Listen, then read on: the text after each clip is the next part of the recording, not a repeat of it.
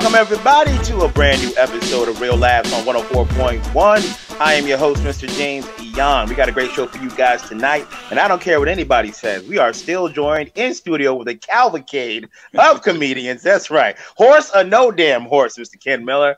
But I am joined, as always, with Mr. Mike Herlihy from the Obligatory Podcast. So we got my partner in crime, Mr. Miguel Colon Jr., who just did some comedy this weekend.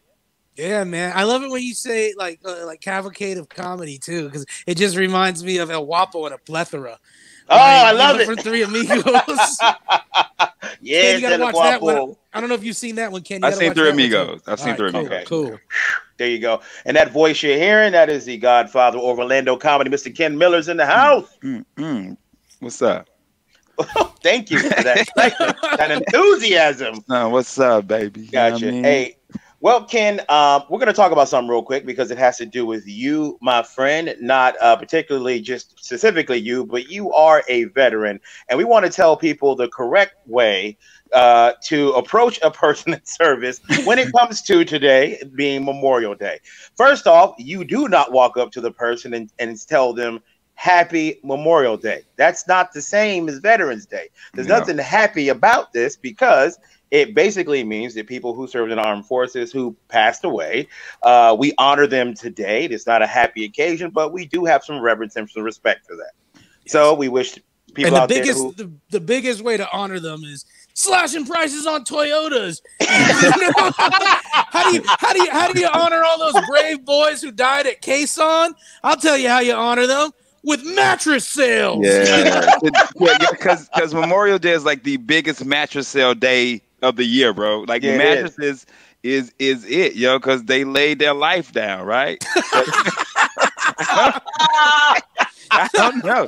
I'm assuming, bro. Nothing makes me angry when I get a memorial or somebody tags me on a memorial post. I'm like, it's not my day. I'm Veterans Day. I'm not Memorial. It bothers me, and you have to tell. And it's the same people every year. Every year tag me in some meaningless Facebook post like Happy Memorial, and I'm like, we're still here. Think you can for your service, but you look a little stiff. How about you get a queen size mattress and load it up in your new Toyota? Happy Memorial Day. Boys and girls died today, but that doesn't mean you can't get a savings. You know? True. I bought a Craftmatic today. Yeah. They sell Craftmatic still? I gotta Google that. Do they still sell Craftmatic? Of course they do, Ken. It's America. God damn it! I want to get a used memory foam mattress and see if I sleep on it and I get other people's dreams. You know, or nightmares. Yeah. Oh my God.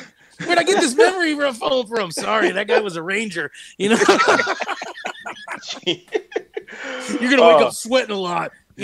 Now, Miguel, don't jive, Ken. Now, Miguel, your dad, we all know, was a Marine, and Ken, you served as well. So I'm gonna ask you guys this little trivia for Memorial Day. Do you guys know what war originated this holiday? It was World War I, wasn't it? And it was Armistice Day. No. It was not. No, okay. A lot of people think that. Ken, do you know? I'm going to say the Korean War. It was not. It was a lot earlier than that, gentlemen. Actually, this day started off being called Decoration Day, and it started after the Civil War. That's right. Oh. That's when Union soldiers and Confederate soldiers' loved ones would go place flowers on their graves, and that's how Memorial Day started. I wonder if like they threw shade on each other too. Like if Union families came by and they're like, "We only brought like 12 roses, but I know you Confederate soldiers need more.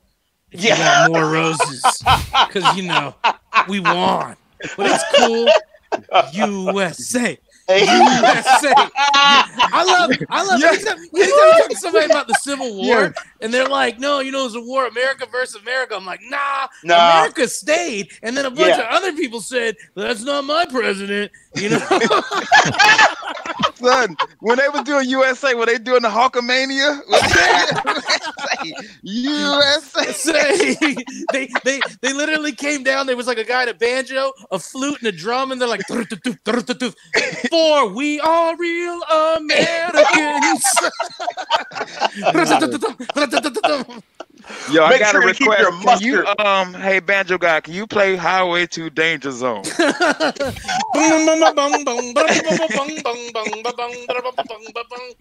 Oh man. Oh man. We are also celebrating another holiday today, guys. It's National Wine Day. My wife loves wine though. There's a wine bar in Winter Park we went to that you get a card and you can insert, And I drink Riesling is the only wine that I would drink. This just in: black man enjoys a sweeter beverage. Let me get a Moscato and Sprite. Yo, son, no lie, I'm not lying. I asked the lady which one of these wines tastes like Crown Apple. She's like, get your ass out of here. Yeah. She said, I'm gonna need cash up front, sir. Yeah. My wife took her wedding ring off. Like, I don't know this guy. Oh wow. This dude in my life. Which one of these wine gonna go good with a little cognac, lady? That's one of my favorite Charlie Bowie jokes. The room is dedicated to wine. Rooms are dedicated. Yeah, that's one of my favorite Bowie jokes, bro.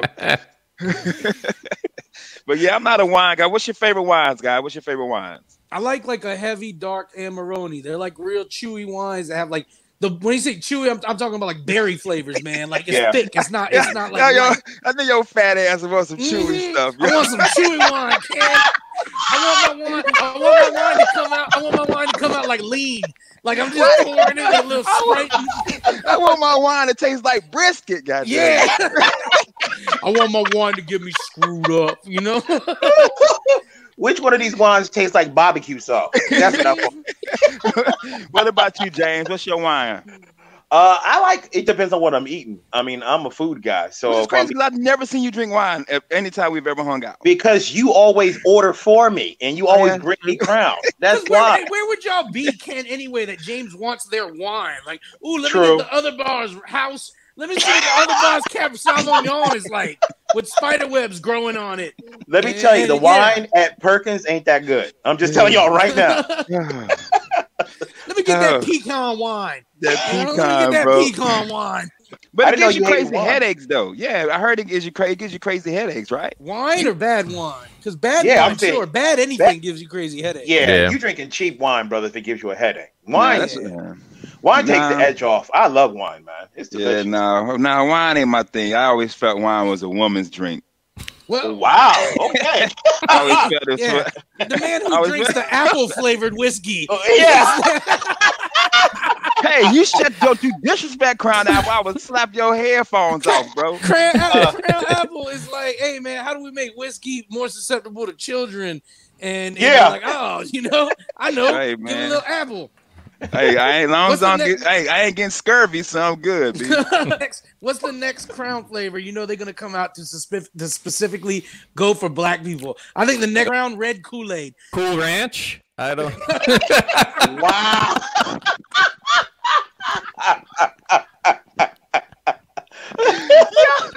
Yo, Mike, flaming hot whiskey. They're gonna come. Lemon pepper Crown. Son, you got me right there. You got me. I drink lemon pepper, B. Lemon pepper, my dude. I don't even know how I look here. So a few years ago, wifey got some wings, and I never had lemon pepper before.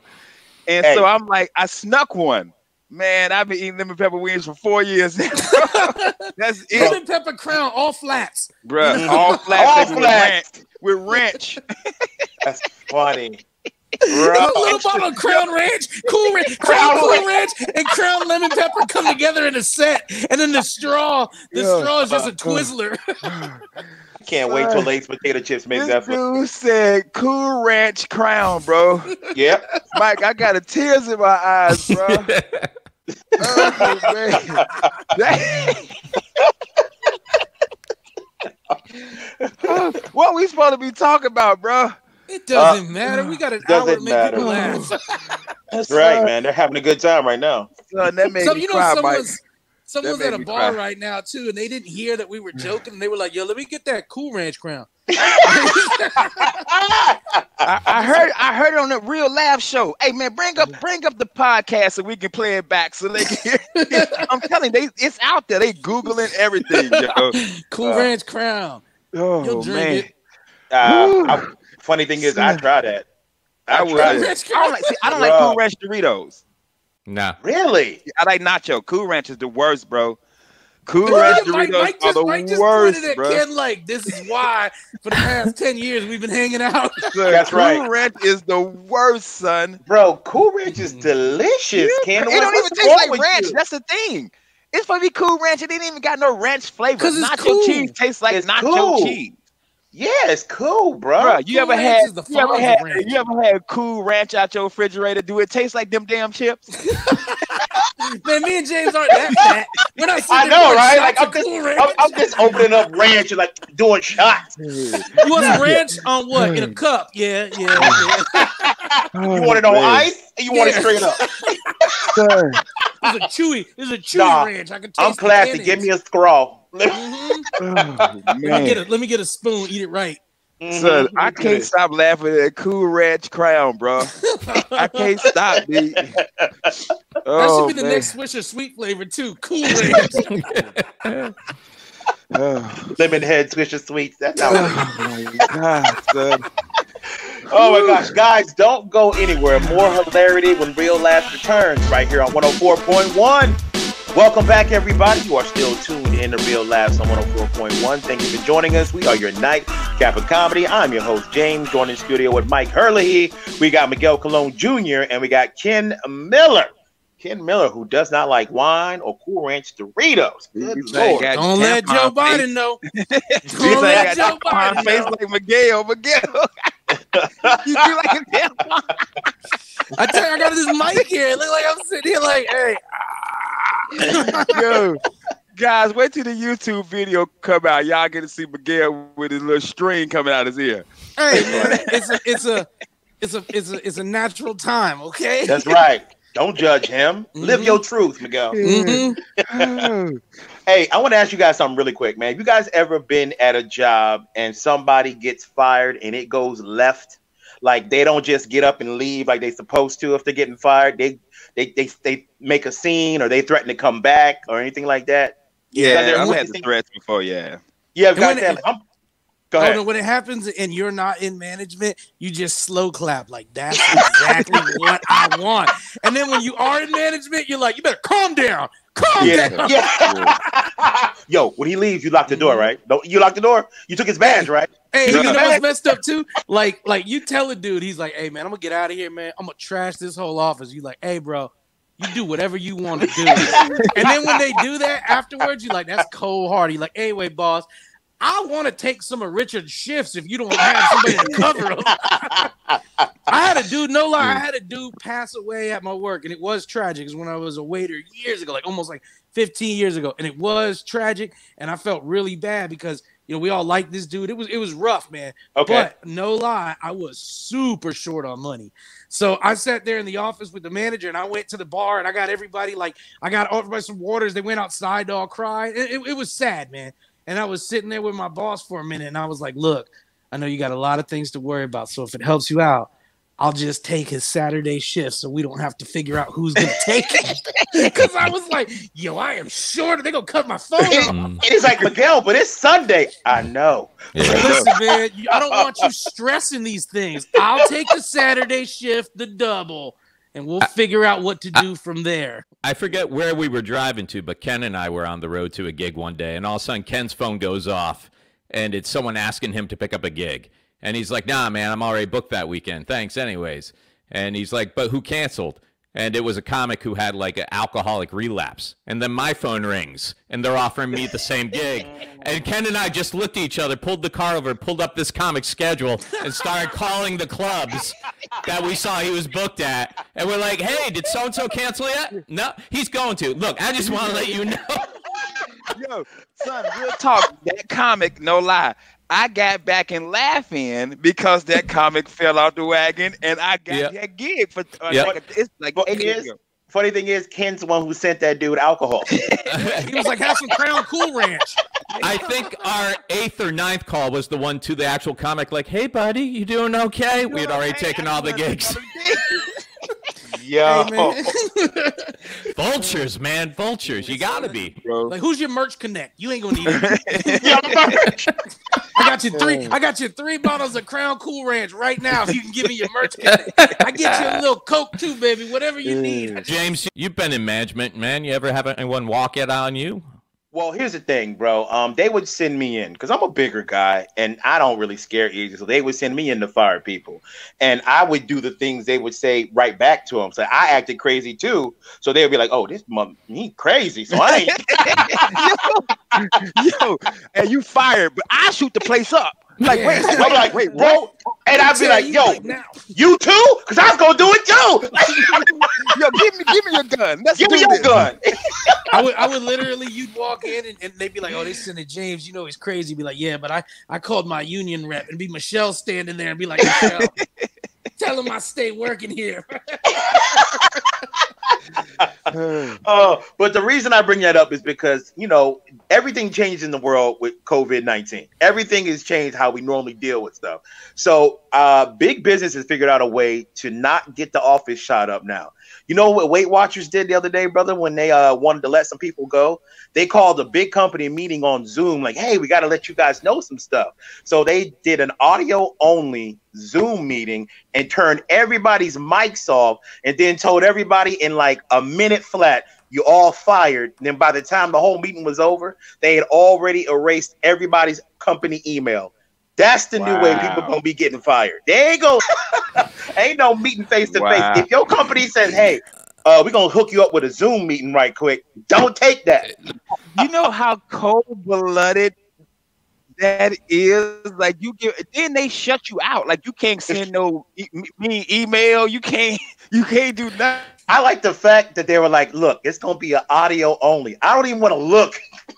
Yeah, I don't even want people to look at my face when I tell you fired. Yeah, you can't even see me, yo. No. Like, that's so cowardly. Cowardly. That Yeah. is, Yeah. dude. Yeah. Like when I worked for Sprint back in the day before we became whatever, they laid off people, and then our GM, his truck was parked in the back. So once he laid everybody off, he got in his truck and he was gone. He was gone. Then they hired this guy to stand guard. Like, this dude was no bigger than Kermit, y'all. I'm like a little guy, and the dude he fired name was Nigel. Now my boy Nigel, big dude from New York, he was a bouncer at Icon.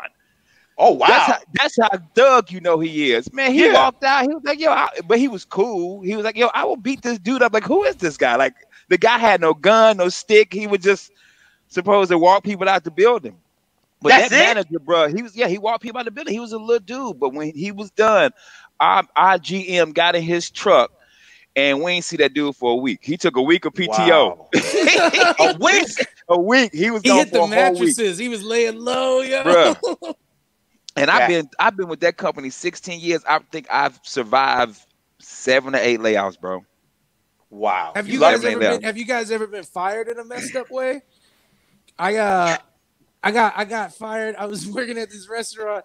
They called me in and they were like, "Hey, we need to have a quick meeting about some stuff." And I was like, "All right." And it wasn't uncalled for them to be like, "Hey, can we have a meeting with you about stuff?" Because they were always changing stuff around, and they would a lot of times call you in and be like, "Listen, we got rid of so and so, so I want to know if you could help train." And I was doing like corporate training and stuff, so it was not weird to get that call. So I was like, "Yeah," and I came in on a Monday, and then I came in there and the restaurant was slammed, and they were like, "Do you have your uniform in your car?" And most like as a server and a bartender, there were a lot of times where I did, because I was like, "Yeah." They were like, "Is there a way you could work the lunch shift?" And I was like, "Sure." So I'm working, knocking it all out. Once the lunch rush was over at like 2:30, they were like, "Hey, can I see you in the office?" They're like, "Yeah." They're like, "We gotta let people go, man. We gotta let you go." Wow. They made you work the hardest shift of the day. Yeah, and this is the only way I got. This is the only way I got back on them. The only thing I got. I was like, "All right, man," and I'd made like so much cash that day, because this is like 2002 when people still spent a lot of cash. Yeah. And then the GM at the time, who was just there to he was there from corporate to hack things down, Yeah. So he's telling me, he's like, "All right, let me cash you out," and I go, "No, I'm good." And he was like, "Excuse me?" And I was like, "Yeah," and he was like, "You need to cash out," and I was like, "I don't work here, bro." Like, and he was like, "If you don't cash out," he was a Puerto Rican dude, man, Israel. He's like, "If you don't cash out," he's like, "I'm gonna have to call the cops on you." I was like, "Oh, I don't know, man. I don't work here." Like, I was like, hey, they never did anything about it either, man. They like sent me emails. What's like, cash out? What's that? That means I had all this cash from tables who had paid for their meals, and I'm supposed to give the restaurant the difference and then keep my tips. So like people spend $1,000 in cash that day, but I didn't make $1,000. I made like $150 off of tips. So you spent $200. You gave me $200 cash for your dinner. 20 of that is mine. I'm supposed to pay the restaurant the $180 that I owe them. Cash out like at a register.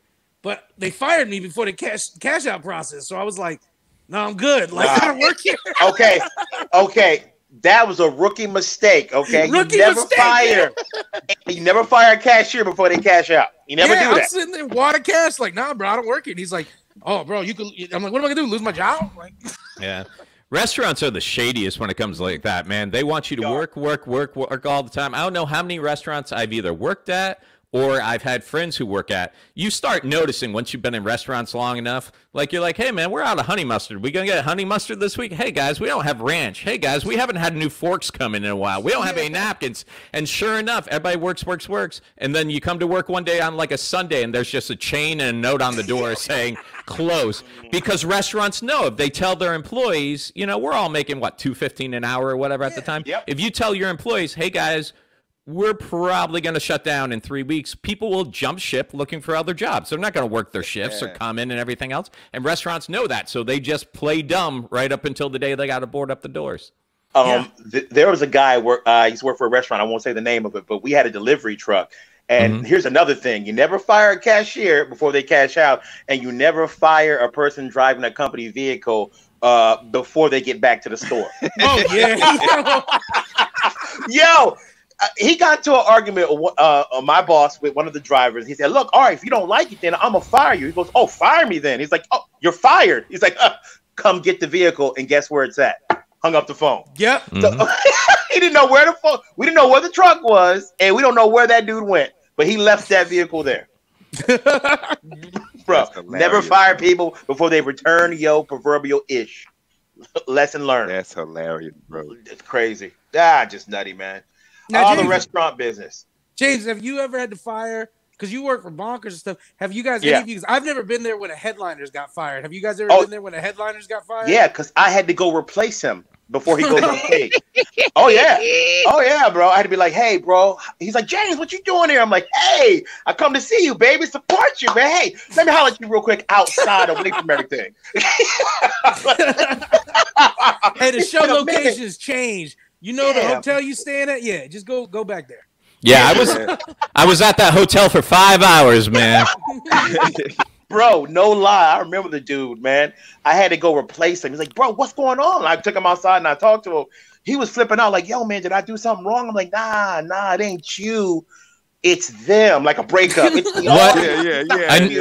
What happened? What happened? He was just bad? He performed on a Friday night, and it was a Friday-Saturday gig. He bombed as the headliner. MC did well. The feature act did great, but he went up, bombed completely. That the venue called us that night and said, look, he can't come back tomorrow. I can't say. So I was there. No, I just felt like I remember that. You do remember that. Shut up. But anyway, I had to go there that Saturday, replace him, and tell him, like, look, man, you're gonna get paid some of your pay, but look, you gotta go. You done. Yeah, sorry, I was there when Michelle Harrington's feature. They fired him the first night. Yeah. And he was Billy Gardell gave him the recommendation. Yes. Yeah, remember that? Yes. And then Michelle Harrington's like, Ken, you want to feature for me? I had on basketball shorts. She said, I don't care what you wear, just get on stage. I'm like, I'm good. Guys, don't go anywhere. When we get back, we're gonna have more hilarity right here on Real Laughs on 104.1. Hey everybody, and welcome back to Real Laughs on 104.1. We are your nightcap of comedy. Don't forget, everybody, please listen to us on the I'm about to say the i4 app, on the iHeart app, Spotify, and iTunes. You can follow us always on Facebook, Instagram, and YouTube. That's right. Now, I am joined today by some very funny guys. We got Mike Herlihy from the Obligatory Podcast. Yep. We got Ken Miller, and we got Miguel Colon Jr. Now, guys, I know I am old and crotchety, but there's some things that have been annoying the hell out of me lately, man.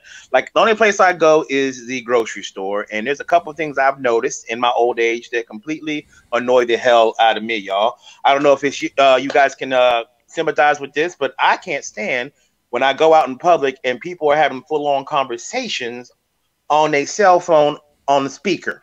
I don't understand that. Bro. I don't get it. And it's never a bad conversation. It's always they're having the best damn day of their life. Like everything is going great for them. And it's just annoying as hell. I don't understand it. It's mostly girls who I see do this. I don't know why. They want to talk on their speakerphone to all their girlfriends and annoys the hell out of me. I don't get it. I don't understand it, but it's just me. I'm old. One other thing I can't stand, y'all ever be talking to let's say another comic in conversation or whatnot, you'll tell them a story like, hey, I performed here. They're like, oh, not only did I perform there, but I helped build that place. And I'm the one who books all the acts there. The older the comic, and I don't mean like I mean old age, not game wise. The older age dude is or woman is usually that's when they hit me with, oh, that's nothing. That's nothing. That's nothing. The one upper, every time. Hey, look, James, I'm gonna tell you right now.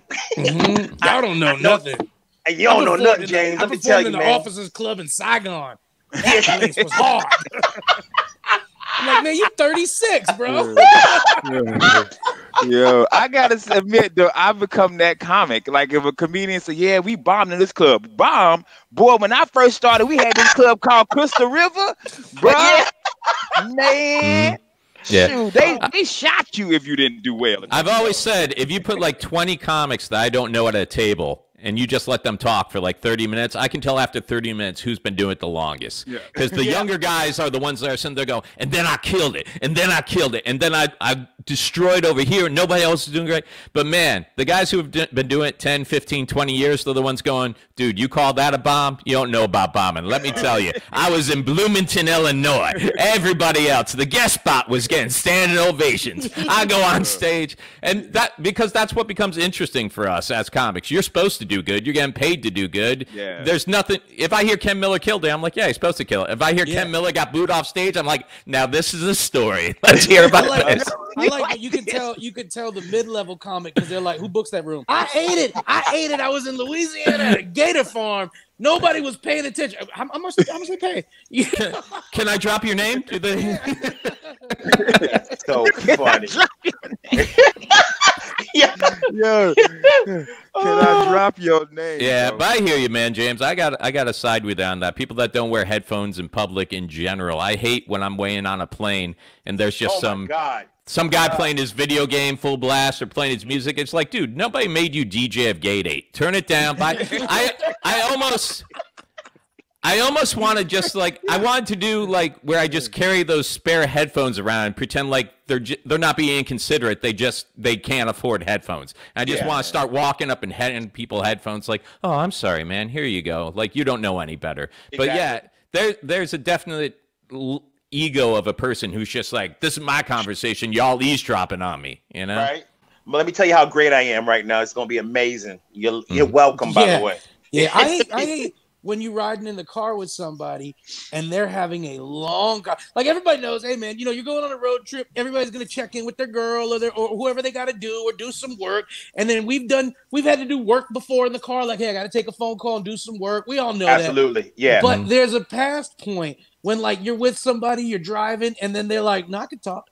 Nah, man, that's rude. I hate that. It's legit. I tell my wife that all the time, and she gets mad when if I'm in the car with a comic and she calls.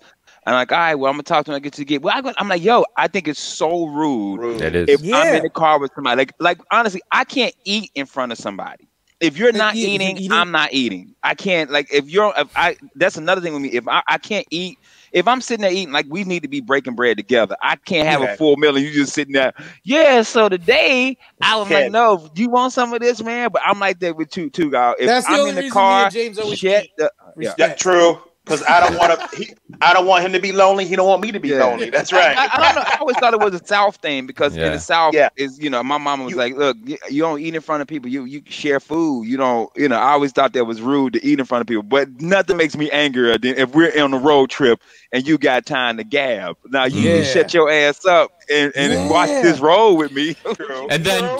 Have you ever taken a call when they're on their hour-long call and your phone rings, so you figure, oh, okay, I'll take this call, and you start talking, and they get all like, oh, maybe I gotta let you go. Mike's on the phone, and I can't hear you anymore. Next time someone does that, I'm just gonna call them. I'm gonna call on the other line when they're sitting next to me talking to their wife. I'm like, hey, I was thinking maybe we could talk for a bit. You done talked to that woman for 17 years. Can I get 2 hours?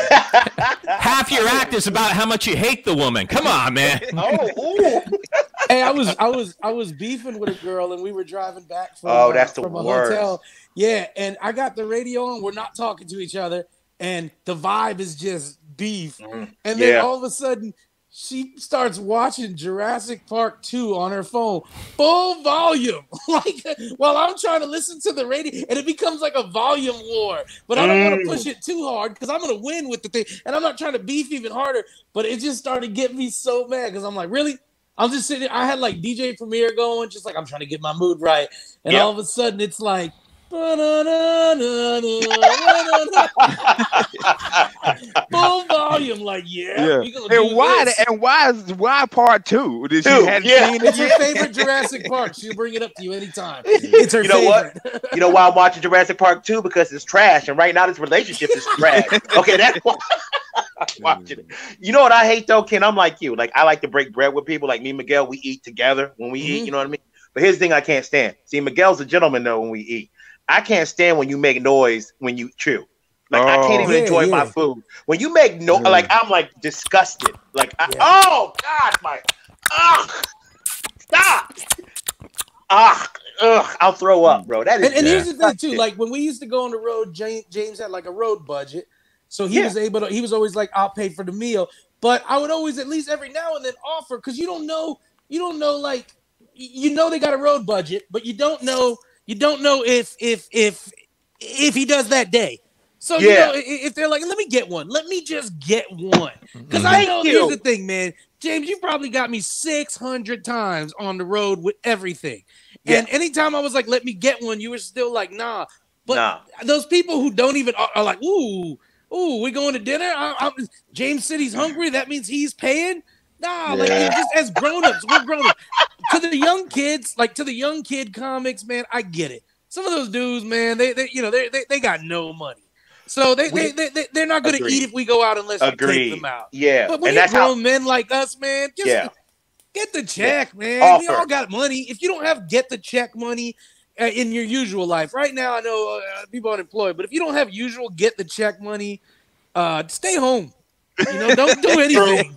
True. And can I say this, Miguel, piggyback off what you're saying? And as a headliner, it's wrong if you do take money from most features on a long road trip because you know the money they're not making. Hey, can you tell me that 4 years ago? Because there's a couple of headliners out there that I drove in my car, and we would get to the gas pump, and they would just be looking at their phone like, "Ooh." You should have been like, Instagram. You should have been like, "I thought you was a hot comic, Mr. Sensation." Yo. I had no lie, bro. I had a hard argument with a headliner that the headliner drove. I get a headliner that. And they went to Crystal River, and the host make $25. He asked the host for $10 of gas. So the host gave it to him, and the host said, I'm supposed to give gas, man. I said, well, normally the headliner won't make. So I hit the headliner. He said, well, he rode with me. I said, dude, he made $25. Yeah. Said, and you don't care what he made. Yeah. So I end up giving the kid his $10 back. Yeah. Why you do that, man? Not you. I'm saying, why that headliner do that? Like he knows that kid don't got money. I don't know why Angelo would do that. Like, you know why he did it? Because Duncan told him he was getting more money and he didn't get it. Oh wow, Mike, you want to bleep that out? You can if you want. Nah, man. If you want to put it written down for me, man. If you want to subtitle mine. I don't think I've never had a feature MC give me gas money. I remember Ken and I went to Mobile, Alabama for like the 18th time or something like that. Yeah. And we went to get some lunch, and I was in line ahead of him, and all I did was say, and whatever he's getting. Ken's like, man, you can't be buying my food. You're my feature. I buy your food. And like it was this whole battle in this sub shop. And he's like, man, I'm just used to like Nat Bay Mel. I got to feed that kid even when we're not working together. Who, congratulations, he just got married. Yeah, congratulations. Nat was eating ketchup packets one day we were on the road. I was like, Nat, I'll buy you a burger, dog. Were they kosher? Were they kosher, though? Was McDonald's ketchup kosher? I don't know. I was like, bro, I'll buy you a burger, Nat. There's like no reason for you to eat. No, I got to know, dude. I'll get you. Okay, well, let me get 2 burgers, some fries. I'm like, all right, no. I said a burger, son. A burger. Yeah. Oh, man. We were going to Miami for the AGT thing. We weren't making no money. We were going down there for that. And I was like, nah, dog, because his mom let us sleep on his floor. You know what I'm saying? Wow. Treatment. This is the early, right? Yeah, early days of comedy. We weren't making no money. We were trying to figure stuff out. I was like, man, I'll buy you a burger, dog. Me, him, Eric Myers, and Darren, and Corinne all rolled down together. Shout out to them, man. Remember starting out in the very beginning how broke we were doing comedy? Like, Ken, you had a real job. And dang, man, I remember just being like, whoo, we got enough gas with no stops. Well, for me, what it was, I was 30 years old, or 29 or 30. I can't remember when I started out. Yeah. And so I'm going on the road with younger comics who y'all know now, people like Tommy O'Neill, even like the Lawson brothers. We had shows together. And so I got money because I'm 30 and I'm working at a really good bar, and I had a side business doing like home repair. But I'm in the car with these people, like listening to them fight it out over like, nah, man, we gotta go to Wendy's. They got dollar nuggets. And I'm like, I can't let any of these people know that I have diner money. You know? Yeah, man. Like, oh, we gonna eat at McDonald's and not an actual city. Oh, okay. I want to do that. Yeah. See, because like me and James and a lot of you all too, you fellas. If we're coming back from a show, unless it's about speed, we're like, hey, let's sit down, like have human a coffee beings. and a drink and talk and laugh and have a good time. And these boys in the beginning, all these young cats that I would be out with, they'd just be like, first of all, if I was ordering the food, I knew that I'm buying the food. Like nobody was like offering cash up. And that's just how it was, man. And that's how it is in the beginning. Yeah. You can always tell how it's gonna go if you wait. Hey, man, let's go to Waffle House. You know, that's when you knew they were like their money's like, Hey guys, before we go real quick, you guys doing any shows this weekend? No, I just did it. I just did a show last week. I think me and Devin did the only show in a club in all of Florida last week. I can't think of any other spots. Gregory's was open. Gregory's had one. Well, okay, cool. Man. I actually got a show coming up this weekend. Hoping people actually show up. It's going to be at Rockin' Laughs Lounge this Friday and Saturday at the Days Inn on OBT. Tickets are $20 at the door, but if you go to www.rockinlaughs.com, use the promo code James2020. Tickets are only $10, so please go out right now and get yourself some tickets to come hang with your boy. That's a brand new club, right? Yeah. Brand new club. If you buy heroin from room 313, your ticket's half price. All right. Before we go on Memorial Day, we definitely like to remember somebody very special to the Orlando comedy community. Good friend and fellow comic, Timmy Time, just passed. And we definitely want to wish condolences to his family. He's in our thoughts and our prayers. Timmy Time, we're going to love and always miss you, brother. Rest in heaven. Thank you guys for joining us for another episode of Real Laughs. We'll see you guys tomorrow.